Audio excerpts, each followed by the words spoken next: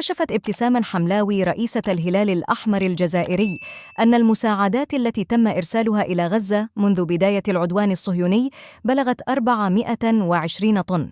وقالت حملاوي خلال ندوة صحفية نظمت اليوم الثلاثاء أن المساعدات التي أرسلها الهلال الأحمر الجزائري على المستوى الدولي خارج التراب الوطني بلغت 3000 طن، من بينها 420 طن ذهبت إلى قطاع غزة، مشيرتا إلى أن هذه المساعدات جاءت بمساهمة جميع الجمعيات والمتطوعين، وكذلك إرسال 90 طن من المساعدات إلى اللاجئين الصحراويين.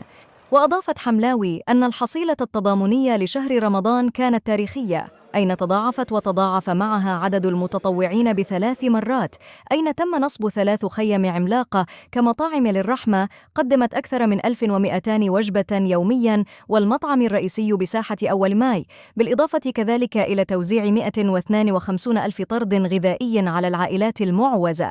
أما فيما يخص عدد المطاعم فامتدت إلى الحدود الجزائرية، حيث بلغت 226 مطعم و82 نقطة توزيع بالطريق السيار والمراكز الحدودية.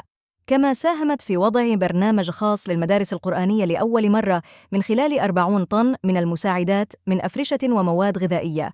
وأوضحت في سياق ذي صلة أن الهلال الأحمر الجزائري ساهم في عمليات ختان الأطفال، أين قام ب5000 عملية وتم التكفل بالتحاليل الطبية، ناهيك عن توزيع 35 ألف كسوة خلال عيد الفطر المبارك، مشيرة إلى أن 90% من العمليات هي من مجهودات المتطوعين والمتعاملين.